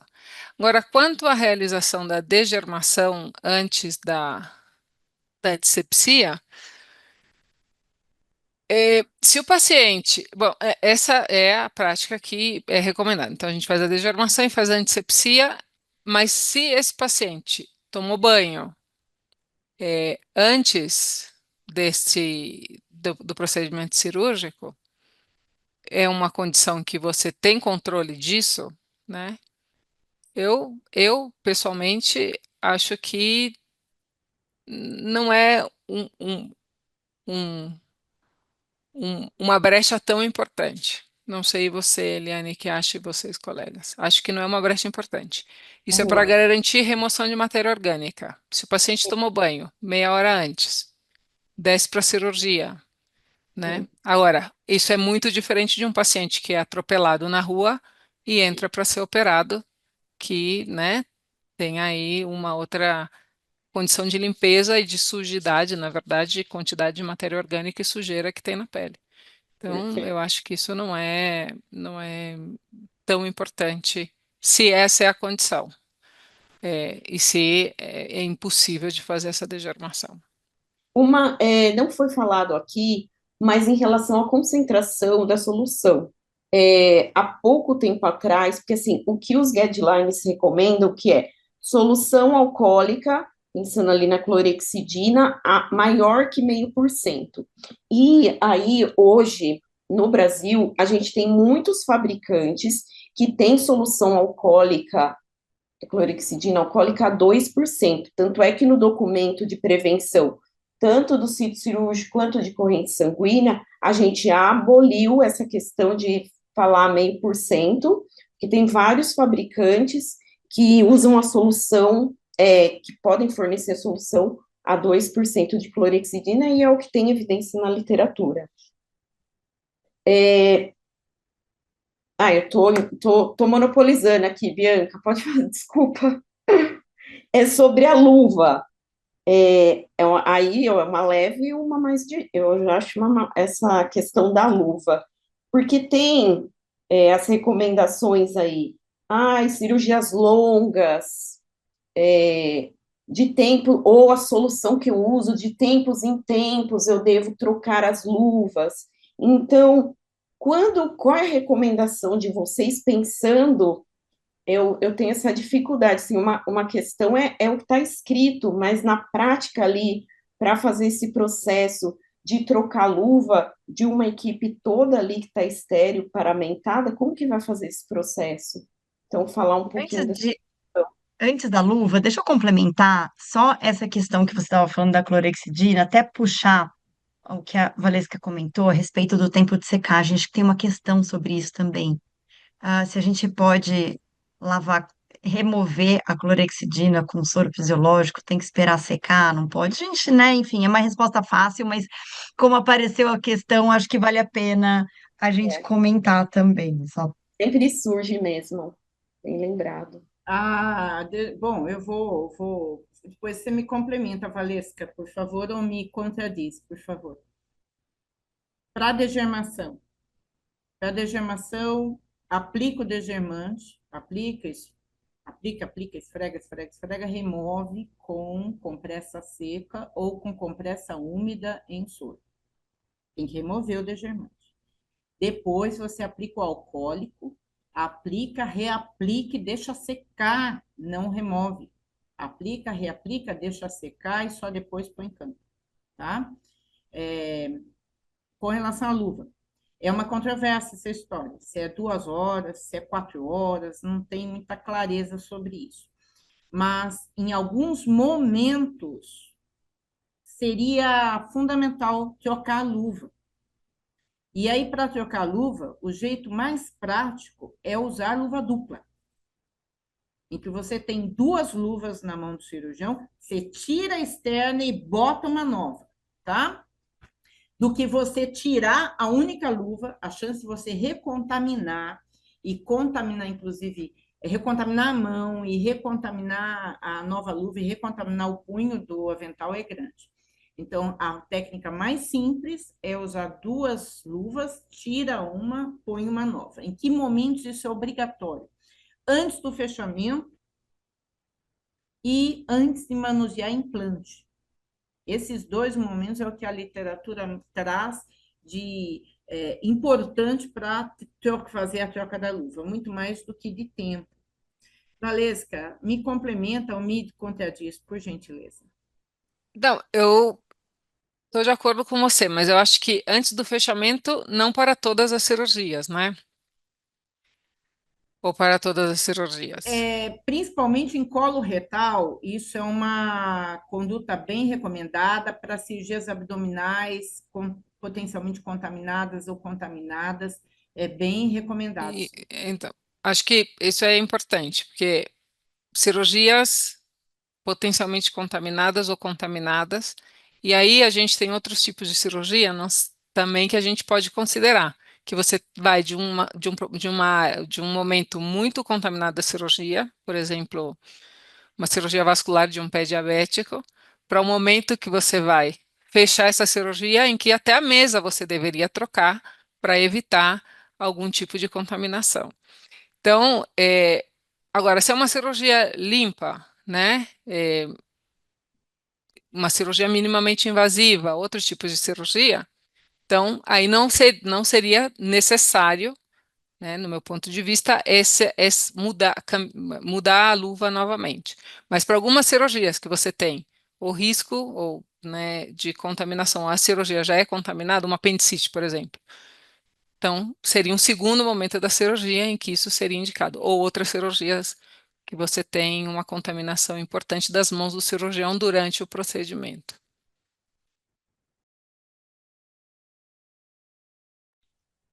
Ótimo. Ah, sobre descolonização, até trazer um pouquinho, se a Valesca puder, não sei se ela tem experiência aí, né? Porque a gente fala muito dessa questão da descolonização, e aqui no Brasil a gente nem tem um produto adequado para fazer a descolonização, a gente faz muito assim, mucirocina nasal, essa questão do banho com clorexidina um tempo antes, que isso é muito da questão da logística, né? De como que você vai dar o banho no paciente 3, 4, 5 dias antes. Então, se vocês pudessem falar um pouquinho dessa questão da descolonização, e se fosse para escolher quais seriam esses pacientes, o perfil, o tipo de cirurgia, qual seria, né, para começar? É, então, aí também, Eliane, eu comece você, por favor. Não, eu acho que é a mesma coisa sempre, né? A gente tem que pensar no risco, naquilo que a gente pode minimizar o risco. Então, algumas coisas são conhecidas. Cirurgia cardíaca, paciente colonizado com Staphylo aureus, é um risco real, né? Então, esse é um paciente que, se é possível, primeiro investigar a colonização e aí fazer os protocolos de descolonização. Então, isso não é indiscriminado para todos os pacientes, mas, se é possível, tem um efeito reconhecido de que o paciente vai se beneficiar, tem menos infecção de sítio cirúrgico, e, além disso, é uma cirurgia que pode demorar muito tempo, dependendo do procedimento, enfim, tem os seus riscos. Algumas cirurgias ortopédicas, é outra cirurgia que você pode considerar, porque você pode ter implante, você tem um risco aumentado, né, acessa osso, que uma complicação, uma infecção seria muito mais grave, é outro tipo. E algumas cirurgias de cólon que também se indica tanto a remoção mecânica, não, lá, é, do cólon, como também o uso de antimicrobiano. Então, não é uma descolonização generalizada, mas avaliando o risco do paciente, o risco da cirurgia e as consequências eventuais, ver essa relação custo-benefício e implementar esse protocolo para alguns pacientes com algumas equipes cirúrgicas em que isso possa ser possível. Isso eu acho que. E aí existe evidência de que se você faz, isso tem um impacto e reduz a infecção de sítio cirúrgico. Não sei, Eliane, o que que você acha? Valesca, olha, Diga. autoestima, é, eu só faria assim pensando nas dificuldades do dia a dia, como você disse, né, que está bem estabelecido, por exemplo, o primeiro exemplo que você deu foi esse das cirurgias cardíacas. É, tem vários países aí que faz até um teste rápido ali para ver se está colonizado, e no nosso dia a dia aqui do Brasil faz o suave, aí demora 3 dias, tal, e aí talvez, não sei o que você acha de estabelecer os grupos aí de cirurgias que tem evidência na literatura e fazer descolonização é, sem ter a evidência que ele é colonizado para estáfilo, pensando em Não, algo. Não? não, eu acho que não. Eu acho que a gente tem que avaliar bem o paciente e se o paciente tem alguns fatores de risco, e esse pode ser um deles, que a gente pode controlar, a gente deve, então, fazer. Eu entendo que a dinâmica e que a logística e o processo pode ser complexo.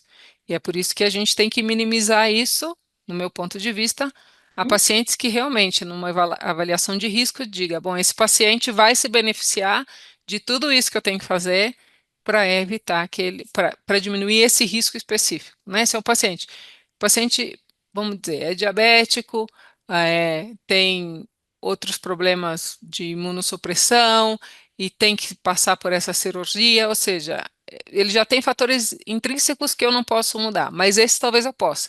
Então vale a pena investir nisso do que fazer generalizado. Acho que fazer generalizado a gente vai estar gastando um monte de recurso que não vai talvez nem ver o impacto na prevenção da infecção de sítio cirúrgico, né? É um impacto muito mais individual desse paciente do que um impacto nas nossas taxas que no final a gente vai ver lá. Perfeito. Uma questão aqui que eu acho que vale a pena abordar, que é a questão de uso de antissépticos na cavidade, que já foi falado, mas deixar claro qual antes, talvez não tenha, tá rolando aqui perguntas, não é a homotolia não, pessoal, as homotolias de clorexidina, por exemplo, como foi colocado aqui, porque ela não é estéril, né? Então, se vocês puderem complementar, Eliane e Valesca, porque tem isso, a gente vê na prática do dia a dia, numa descrição cirúrgica lá, usou clorexidina na cavidade, uma concentração pequenininha, mas ela não é estéril. Se puder falar. Ele está desligado, seu Tá. Você está no microfone. mudo. Tem produto próprio que é estéreo, uma solução de clorexidina em soro estéreo. É o indicado, é o melhor. Agora, vamos falar real? Muitas vezes não é assim que funciona, tá? Em muitos hospitais, eles pegam uma homotolia zero, colocam numa cuba e usam aquilo. Então, assim, a gente tem vários Brasis, né? Vários Brasis. Inclusive, assim, tem até nos estudos essa prática. E a gente tem que saber que realmente tem esse problema. Os antissépticos, eles são registrados como medicamentos. Isso nos ajuda um pouco em termos de ter uma garantia aí de controle de qualidade dos produtos. É lógico que ninguém pode ser louco de pegar uma motolia aberta e colocar numa mesa cirúrgica. Isso é uma doideira. Mas, falando assim, como a coisa flui muitas vezes nos hospitais, não é uma solução de pronto uso. O ideal, e isso a gente tem que reforçar, é a solução própria, estéril, para lavar cavidade. É, inclusive, só reforçando, porque a gente sabe que tem é, muitos surtos, né, relacionados a antissépticos, que, claro, na, no- na regra deveria ser algo com todas as garantias de qualidade e tudo isso, mas nem sempre é. Então, é, isso é uma coisa muito importante, que seja um produto para este uso que seja utilizado durante essa prática. E só na recomendação da OMS também tem recomendação aqui especificamente do PVPI para a lavagem de cavidade e também das bordas cirúrgicas. Inclusive, isso que a Valesca falou é muito importante, porque no Hospital de Clínicas da Unicamp, eu até pouco tempo eu estava lá, recentemente me aposentei, uhul. Nós enfrentamos 2 surtos de infecção por antisséptico contaminado de fábrica, né? Em plena pandemia, nós enfrentamos um surto de infecção de mais de 20 casos de infecção de sítio cirúrgico por conta de contaminação por Serratia marcescens em escova impregnada com clorexidine. E aí você fala assim, mas foi por conta da degermação cirúrgica das mãos? Não, essas equipes que sofreram os casos de infecção tinham o hábito de usar essas escovas para degermação. E aí fizeram a remoção e depois aplicaram clorexidine alcoólico e, de alguma forma, aquela serrácea era tolerante à clorexidine, tanto que sobreviveu na solução de clorexidine degermante e acabou sendo inoculada dentro do sítio cirúrgico e causou mais de 20 casos de infecção cirúrgica. Então, a gente tem que cobrar mesmo das empresas esse controle de qualidade, porque não é para ter serrácea dentro de uma solução de antisséptico. E o outro foi infecção respiratória, né, infecção por conta de enxaguatório bucal com clorexidine, usado para paciente crítico, para higiene oral, porque esses enxaguatórios não são registrados como medicamentos, são registrados como cosmético, e aí o controle é péssimo de controle de fábrica, né? E esses casos foram por conta de Burkholderia cepacia, e a gente conseguiu comprovar a contaminação de fábrica desse enxaguatório bucal. Então, assim, tem que tomar esse cuidado, sim, né? E a gente tem que ficar esperto quando acontece surtos, principalmente com esses micro-organismos, em que a literatura já relatou ocorrência de contaminação em antisséptico. Então, se pode acontecer contaminação de antisséptico de fábrica, quiçá por almotolia mal cuidada, e a almotolia que fica se reinvasando, que hoje em dia a gente não deve mais usar isso de jeito nenhum, almotolia que lava e reinvasa, não, tem que ser, usou, joga fora, né? Acho que uma das coisas que vocês comentaram que é super importante e corrobora isso é que as medidas precisam ser individualizadas para cada perfil de paciente, para cada perfil cirúrgico, eventualmente até a cada equipe cirúrgica. Tem algumas questões relacionadas ali ao dia a dia que se a gente de fato não discutir e eu não estou dizendo aqui abrir exceção, mas adequar as recomendações adequadas para aquele perfil de paciente, para aquele perfil cirúrgico. Tem equipe que opera mais rápido, tem equipe que opera mais devagar, tem equipe que opera com 2, tem equipe que opera com 4, tem o paciente que tem mais comorbidade, o paciente que tem um risco maior, como a Valesca comentou. A gente tem as recomendações que são universais, mas que devem sim ser adaptadas para otimizar o resultado e a gente conseguir ganhar eficiência operacional, como comentou a Renata, né? Porque o mundo é esse, né? A gente precisa pensar na rotina do dia a dia, na otimização de recursos, na eficiência operacional.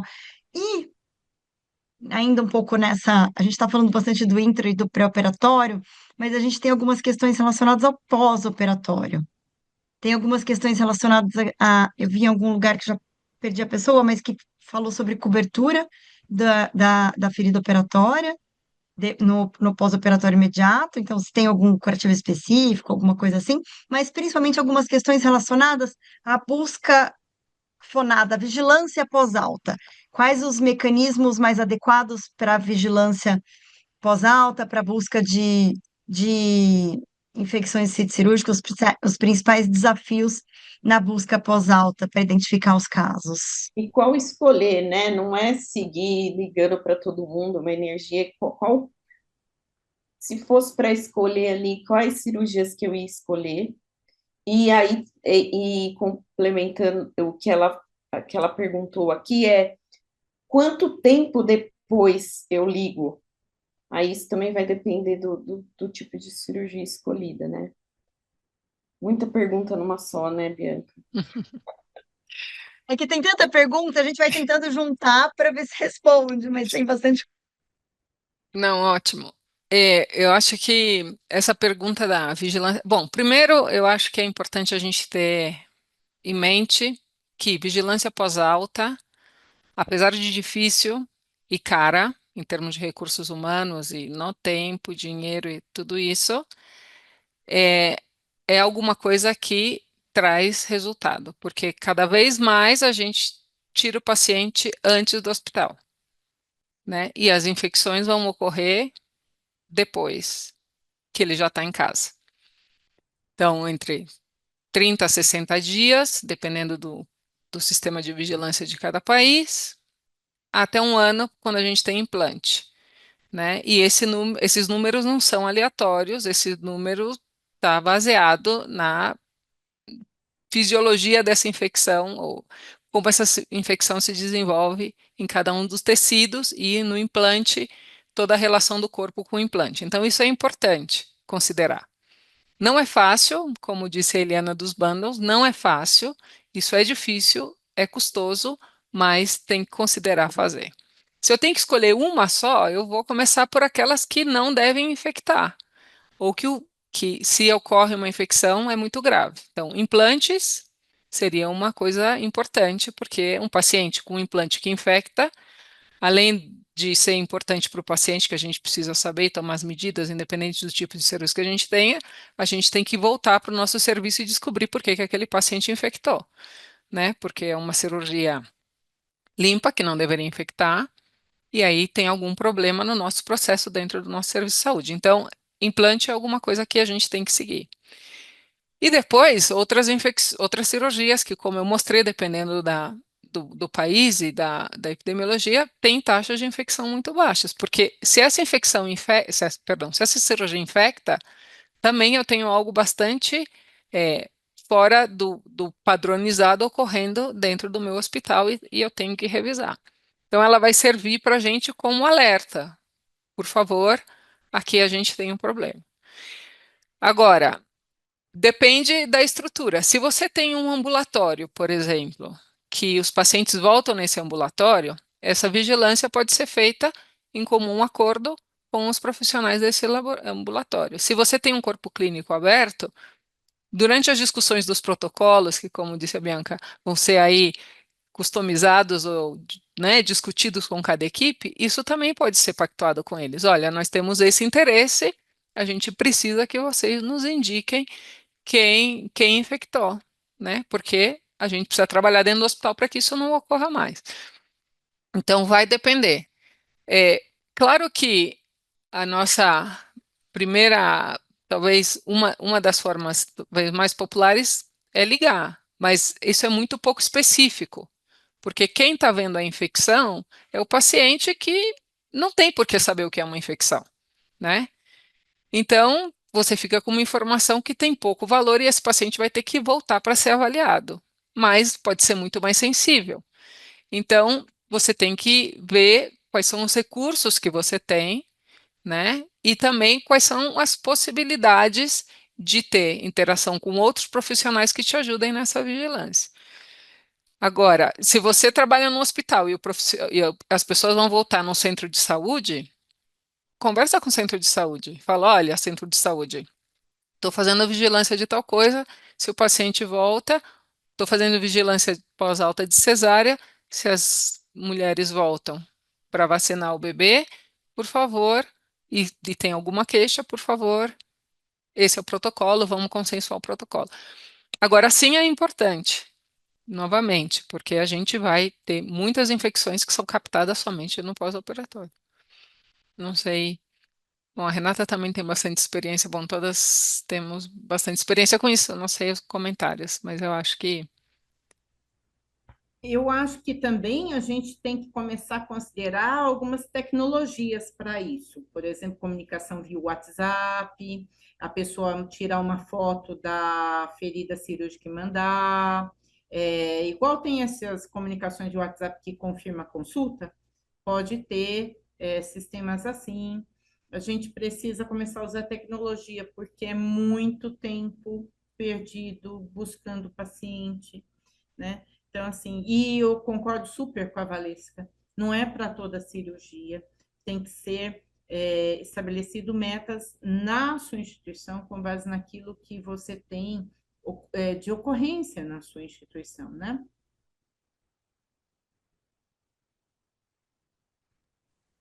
E acho que hoje a gente tem uma série de ferramentas tecnológicas cada vez mais presentes. Chatbots, coisas que nos permitem ganhar amplitude mesmo na busca da vigilância. Mas mesmo assim, não são tão simples de utilizar. Até mesmo, desde a configuração até custo, mas eu acho que é importante pensar nessas alternativas, né, Eliane Valesca, que realmente não dá para deixar de lado a importância da vigilância pós-alta de infecção de sítio cirúrgico. E também, e colocar nos momentos de feedback com as equipes, né? Porque eles também precisam entender, e aí eu coloco aqui meu chapéu de médica, o médico também precisa entender a importância dele notificar ativamente também, né? Porque, obviamente, a maior parte dos casos é identificada a partir da busca ativa, mas o médico tem o papel também de notificar, de entender por que que aquele paciente dele teve uma infecção pós-operatória. Não é esperado, não é bom para o médico tratar um paciente com infecção de sítio cirúrgico também. Então, ele também é um interessado importante dentro desse processo, né? Então, ele tendo esse feedback da ocorrência, porque às vezes ele não fica nem sabendo. O paciente volta com outro médico, volta com outro médico da equipe, dependendo da estrutura hospitalar, e ele não tem a clareza da informação, até mesmo para ajudar a tratar, né? É porque o médico é A o Lili. primeiro, o cirurgião é o primeiro que não quer que infecte. A gente Pois tem é, uma boa experiência nisso, deles batem lá na porta da CCIH, preocupados mesmo. Ai, eu queria discutir um caso, meu paciente e tal. Então, eu acho isso maravilhoso, essa tudo. abertura e essa relação que vai construindo, né? Demora, mas é muito bom isso.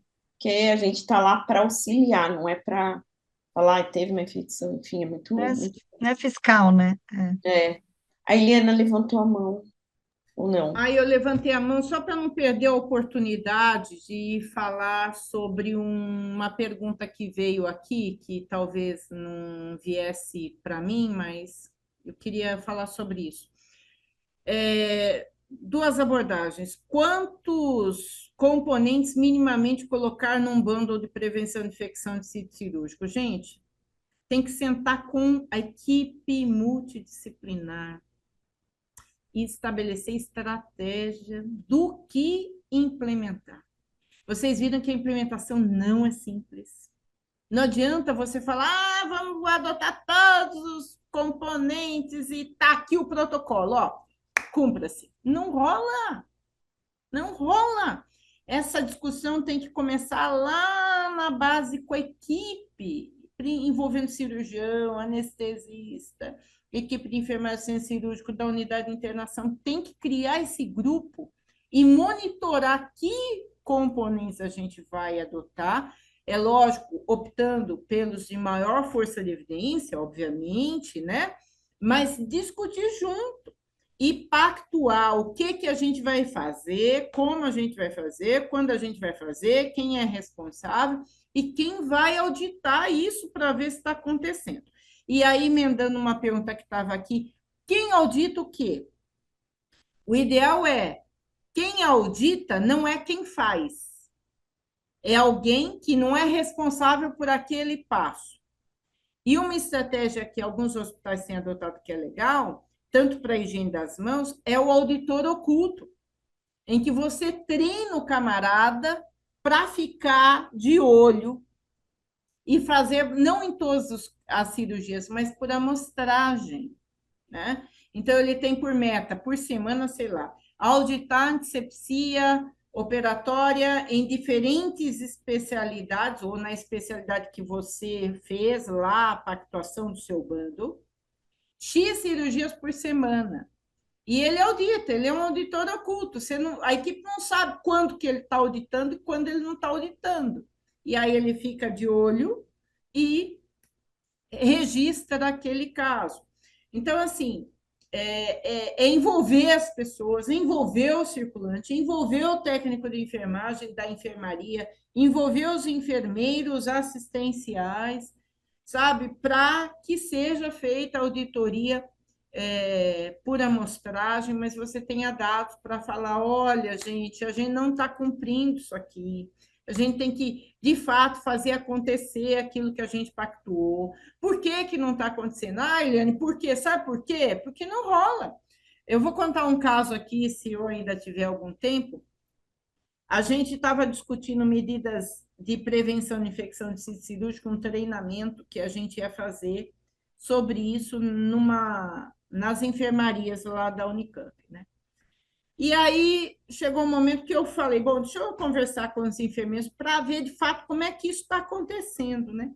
E aí eu fui falar lá com a supervisora de uma enfermaria cirúrgica. Falei, ai, colega, olha, a gente vai dar aquele treinamento. Conta para mim na prática, assim, no dia a dia, como é que está funcionando isso aqui, que era um dos componentes, sob responsabilidade da enfermagem, da enfermaria dela, inclusive. Não só da enfermaria dela, né? Todas as enfermarias cirúrgicas do hospital. Ela olhou bem fundo no meu olho e falou assim: você quer saber a verdade ou você quer que eu fale o que você quer escutar? Eu gelei.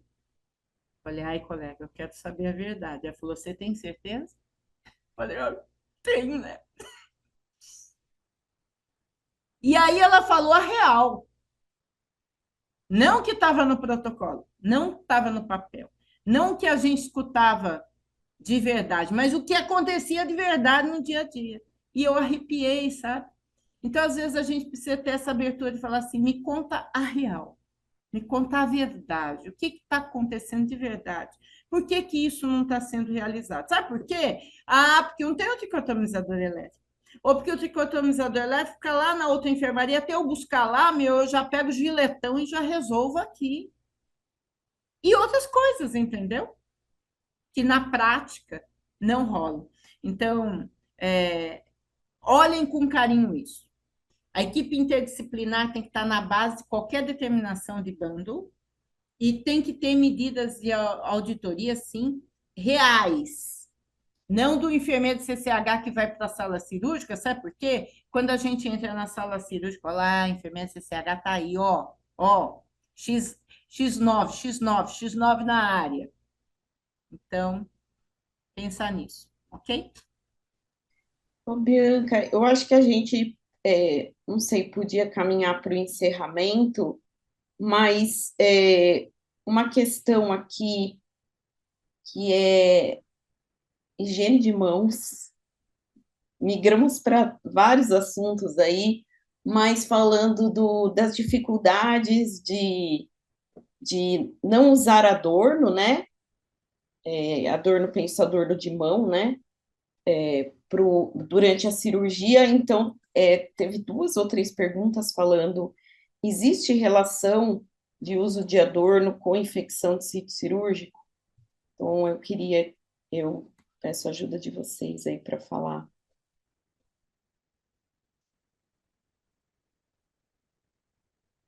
Ainda mais na cirurgia, né? Que essa é bem difícil, mas é um lugar que é extremamente importante não Quer usar. começar, Valesca? Olha, eu vou começar dizendo que talvez uma, uma correlação assim, dizendo que eu não conheço nenhum estudo, é isso que eu queria dizer. Mas nem tudo a gente pode fazer estudo. Porque também esse estudo seria quase que antiético, né? Você fala, bom, Exato. eu ponho uma coisa que impede que eu lave a mão para enfiar a mão dentro da barriga do paciente, em outros, né, em termos assim mais prosaicos. Então, eu acho que tem um racional que é muito importante, que é o seguinte: se a gente está usando adorno, que está embaixo do adorno, a gente não vai lavar, né? E isso, quem já fez qualquer oficina de higiene das mãos com aquelas luzinhas, ou com tinta, ou com o que vocês quiserem, eu vi que a Julinha está participando da atividade, a pessoa que mais sabe de higiene das mãos e no Brasil, seguramente, já isso está demonstrado, né? Se eu tenho alguma coisa que me impede de lavar minha mão, o que está embaixo dessa coisa vai estar sujo. E a higiene das mãos tem como função remover matéria orgânica e diminuir a flora transitória. Então, isso é que a gente pode até procurar, e aí deixa essa tarefa, compartilha essa tarefa com a Eliane, voluntario a Eliane para procurar, mas eu não conheço nenhuma evidência assim que diga: a cirurgiã com 5 anéis infectou mais pacientes do que o cirurgião ou a cirurgiã que não usa 5 anéis. Mas, obviamente, a mão está suja, né? E a mesma coisa para o relógio, porque quando a gente está falando de cirurgia, a gente tem que fazer a antisepsia da mão, a higiene das mãos até o cotovelo. Isso seria uma boa prática, né? Isso seria uma boa prática, sem dúvida. Relógio é a mesma coisa, anéis, unhas que não podem ser limpas, unhas que podem ter. E isso aí sim tem evidência de que essas unhas postiças não. Porque principalmente, ou muitas vezes a pessoa esconde, usa a unha para esconder algum tipo de infecção. Isso sim tem literatura que mostra a relação com, não com infecção de sítio cirúrgico, mas com surtos, né? Então a gente tem que ter o mesmo racional para infecção de sítio cirúrgico. Então, adornos, mão e punhos não podem, de verdade, ser permitidos dentro da cirurgia. Preferencialmente, em nenhum lugar, porque, igualmente, a gente espera que as pessoas possam fazer a higiene das mãos. Entendo toda a dificuldade, eu não estou minimizando a dificuldade, mas na cirurgia isso é fundamental. Muito diferente da corrente, do brinco, de outras coisas, que aí eu, pessoalmente, acho que não tem nenhum impacto, porque é como uma parede, não é verdade? Só se isso cair dentro do sítio cirúrgico, mas é muito difícil que isso aconteça. Não sei, Eliane, o que você pensa? Não, concordo totalmente. Eu também não conheço estudo que demonstre essa evidência assim, e é um estudo realmente que seria antiético. É uma boa prática. E aí eu fico pensando, por que que a gente não consegue implementar uma boa prática num ambiente tão crítico quanto no ato cirúrgico, né? A gente precisa discutir essas práticas com quem está lá na linha de frente. Então, a gente tem que envolver o chefe, por exemplo, vai fazer o bando do pessoal da ortopedia, que é uma turma difícil, né? Ou com o pessoal da oftalmo, como eu vi aqui, que eles não querem nem trocar de luva entre procedimentos, misericórdia, né? Então, assim, você tem que envolver o chefe da equipe e discutir essas questões, discutir essas evidências e usar a força institucional de um chefe que vai colocar para a equipe, ó, gente, ó, é o seguinte, a gente pactou aqui junto com a CCIH isso aqui, ó. Vocês vão ser monitorados e eu vou saber, entendeu? A gente tem que usar as forças institucionais, mas se a gente, como CCH, constrói um protocolo, um bando, sem envolver essas chefias e pactuar com elas essa chefia, não rola. Não rola, não acontece. E aí é o que eu vivi, né? Várias vezes de uma coisa é o que está escrito, outra coisa é o que acontece na prática. Então, realmente, assim, a gente tem que implementar as boas práticas nessas pactuações. Vamos Bom, caminhando, né, Bianca, para o encerramento. nossa, eu acho que a gente passaria mais, Uma no horinha. mínimo, uma hora aqui falando sobre as questões que surgiram no chat, mas de fato eu achei a discussão riquíssima, com assuntos os mais diversos possíveis. É um tema bastante complexo, que envolve diversos processos institucionais e equipes multiprofissionais, desde do cirurgião ali até toda a organização em volta, né, do procedimento cirúrgico, o preparo do paciente, pré, intra, pós. Então, tem uma série de dúvidas em várias etapas, mas eu agradeço muito, Eliane Valesca, por todas as respostas, pela disponibilidade, pela clareza, pelo senso de realidade que trouxeram também, porque eu acho que isso é muito importante para nós, controladores de infecção. É vida real, galera. A gente tem que. Existe o ideal e o real. E eu acho que o nosso grande desafio é conseguir transpor o ideal para o mundo real, né? Trazendo os resultados que a gente almeja. E vocês trouxeram muitos insights nesse sentido. Agradeço muito. Foram brilhantes as apresentações e as explanações. E, Renata, obrigada pela parceria. Faça o seu encerramento, por favor. Obrigada a todos aqui, pessoal. Só palmas, só palmas, só palmas subindo. E aí, votem aí se. Quem sabe a gente faz uma segunda, um segundo momento abordando sobre específico sítio cirúrgico, né? Prevenção, enfim, uma outra nessa linha, porque 177, acho que a gente chegou, 172 participantes, então não conseguimos responder todas as perguntas, mas aguardamos vocês para o próximo encontro, para o próximo debatendo. Obrigada, Eliana, obrigada, Valesca, e muito feliz em encontrar vocês aqui, mesmo que à distância. Obrigada, viu, Bianca? Até a Muito próxima. obrigada, viu? Muito Tchau, muito obrigada, obrigada. muito obrigada. Obrigada. Até a